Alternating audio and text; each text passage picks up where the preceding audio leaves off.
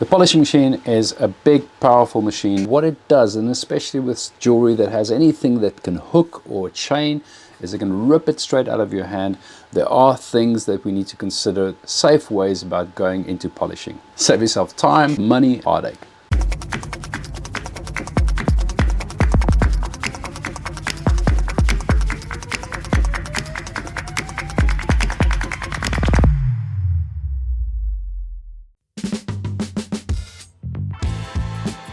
Towards the end tags and your clasp, those are the areas that's going to wear quickest. If you spot that there's an area which is just about to go through, rather stop and contact the customer and offer to fill it up or to repair that area.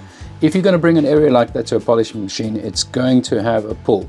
And if you put a pull on something like that, you're going to weaken it. Sometimes I would take a chain which is very, very fine. There are links that are very, very weak. I'd rather do a tumble.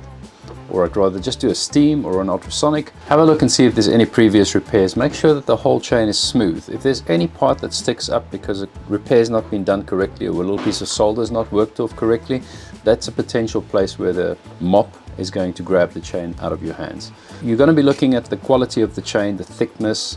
You're going to be looking for wear and tear, previous repair marks, end tags that are worn.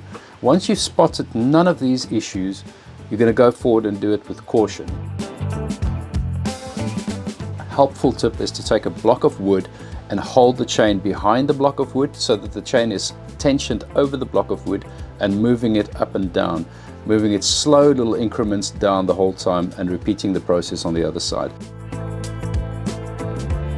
So the settings of the stones, where the claws are, for instance, we need to make sure that those are treated in a delicate manner. Now, I actually don't polish it on the big machine myself. It's a large profile that's polishing a very tiny, delicate area. We do all the polishing on the bench when it comes down to the settings, and we might touch on the final polish mop to make sure we get an absolute good shine out of it. Looking out for claws that are pulled slightly up, worn claws. These are sensitive areas that you don't want to worsen, because what we are doing is we're putting resistance on something. Make sure your stones aren't moving. If they are moving, you can tuck them in before you start your polish. Then also explain to your customer that these are the steps you're taking to preserve the ring's integrity. We're going to do the best to what the ring allows us to do. The very last point where you should be before you're putting on a polish machine is the finest grit sandpaper necessary for that first mop to remove the scratches from. You don't want to just start with 180 and go directly. The polish mop will do it, but you're asking more from its purpose than what is necessary. It now has to go through much more metal to grind through the scratches that you've created with your 180 paper, which means that you're just reshaping your ring with a polish mop, and they're not made for that. The polishing machine has its function. It removes the previous scratches, and the next polish mop removes the next scratches caused by this one. By using too much compound or the wrong mop, you're actually removing, say for instance, a profile of a claw. It will just polish away, and it's a new ring, but yet it looks like it's been worn forever because of the wear and tear. Make sure the piece is absolutely prepped to its final space before you go over to the big machine.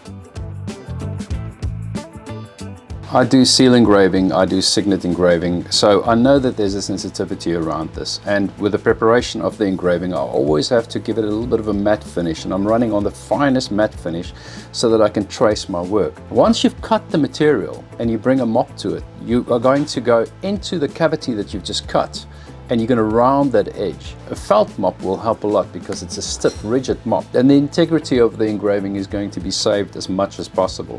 If I come across a ring that has beautiful inside hand engraving from the 1940s, it's been there since the 1940s. I don't want to be the one destroying that. Often when I see engraving, I'll work around it with caution. It's more important to preserve the engraving to get a high gloss shine on an antique ring.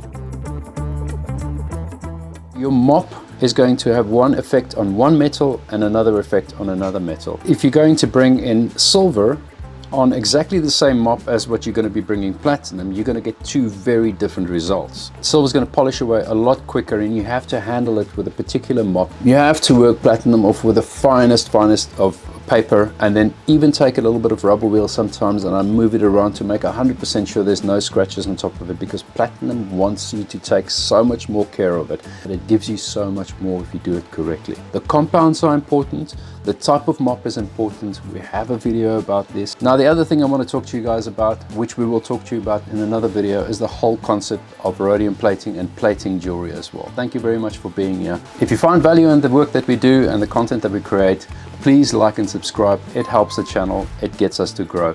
If you'd like to buy me a coffee, please feel free to do so. Link in the description, and we will see you in the next video.